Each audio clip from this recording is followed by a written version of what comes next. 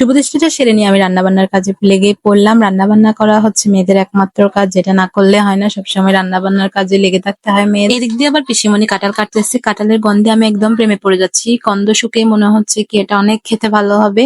কাঁঠালও খাবো, সাথে কাঁঠালের তরকারিও খাবো আজকে। কাঁঠালটা একটু শক্ত থাকার কারণে পিসিমণি বটি দিয়ে কাটছিল। আসলে কাঁঠাল কেউ আমাদের ঘরে তেমন কাটতে পারে না, এই জন্য।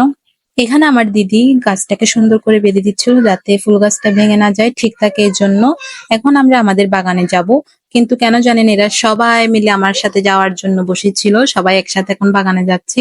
আজকে মূলত বাগানে যাচ্ছি আমরা মিষ্টি কুমড়ার পাতা আনার জন্য, কারণ আজকে আমরা মিষ্টি কুমড়ার পাতার পাকোড়া খাবো। অনেকদিন হয়ে গেল মিষ্টি কুমড়ার পাতার পাকোড়া খাই না, এই জন্য পাতা নেওয়ার জন্য বাগানে চলে এসেছি।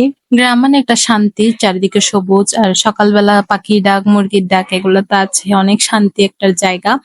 এখন আমি সব উপকরণ নিয়ে নিলাম যা যা লাগবে। প্রথমত পাতাগুলো অনেক পরিষ্কার করে ধুয়ে নিতে হবে, তারপরে পাকোড়াটা তৈরি করতে হবে। সবগুলো একসাথে মিশ্রিত করে নিয়ে এখন আমি ভালোভাবে পাতার মধ্যে লাগিয়ে নিব। পাতাগুলো এপিট ওপিট ভালো করে লাগিয়ে এখন আমি গরম তেলের মধ্যে ছেড়ে দিব। দেখেন গরম তেলের মধ্যে এখন হয়ে যাচ্ছে এগুলা। কতে আমি লাগতেছে দেখতে, মন চাচ্ছে এখন একটা খেয়ে ফেলি। শহরে থাকলে আমি এই ধরনের খাবার অনেক অনেক মিস করি, কারণ শহরে এই ধরনের খাবার আমাদের খাওয়া হয় না, গ্রামে আসলে খাওয়া হয়। মিষ্টি কুমড়ার পাতার পাকোড়াটা আমার অনেক অনেক ভালো লাগে। আমি যতবার ঘরে আসি ততবার এটা খাই। কথা বলতে বলতে পাকোড়া সবগুলো ভাজা হয়ে গেল। আমার পিসির এখন অব্দি কাঁঠালটা কাটা হলো না।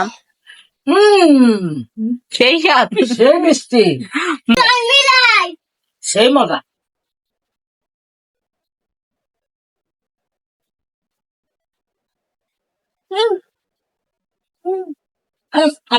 ধরো আরেকটা ধরো।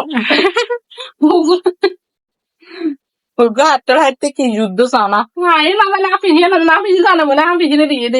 বাহ, তুই এই সপ্তাহ করে হাড় গাড়া করিব, আর নইলে পারিবি নাকি? মূলত কাঁঠালটা একটু কাঁচা হওয়ার কারণে পিসিমণির কাটতে অনেক কষ্ট হচ্ছিল। তাও অল্প করে কেটেছিল, আমরা অল্প করে খেয়েছিলাম। দিদি বলেছিল খোসাটা দিয়ে নাকি এঁচুড়ের ডালনা রান্না করবে, তাই পিসিমণি ছোট ছোট করে কেটে দিয়েছিল। এখন এগুলা দিয়ে দিদি এঁচুড়ের ডালনা রান্না করবে। এঁচুড়ের ডালনাও আমার অনেক অনেক ভালো লাগে। 1 বছর পর খাচ্ছে এঁচুড়ের ডালনা, কারণ বছরে তো একবারে কাঁঠাল ধরে, তাই একবারে খাওয়া হয়। শহরে থাকলে তো খাওয়াই হতো না, বন্ধ পাইছি বিদায়, গ্রামে আসছে বিদায় খেতে পারতেছি এঁচুড়ের ডালনা। সব উপকরণ নিয়ে নিয়েছে দিদি।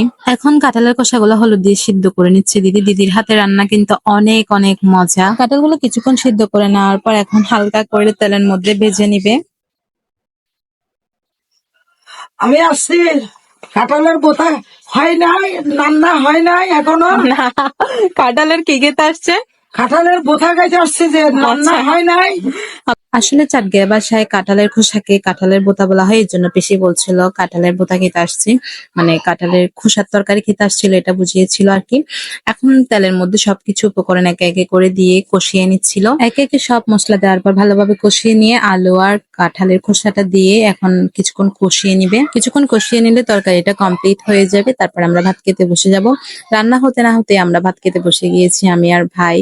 ঘরে যেহেতু এত ভালো ভালো খাবার রান্না হয়েছে, এই জন্য আমরা খেতে বসে গিয়েছি। এত ভালো খাবার রেখে ভাই কোথাও বসে থাকা যায় না, মোবাইলও দেখা যায় না। আগে খাওয়া, তারপরে অন্য কিছু। প্রতিদিন তো মাছ মাংস ডিম এসব সবসময় খাওয়া হয়, কিন্তু কাঁঠালের তরকারি তেমন খাওয়া হয় না, বছরে একবারই খাওয়া হয়। কারা কারা কাঁঠালের তরকারি খেয়েছেন এবছর এটা কমেন্ট করে জানাবেন, কখনো খেয়েছেন কিনা এটাও জানাবেন।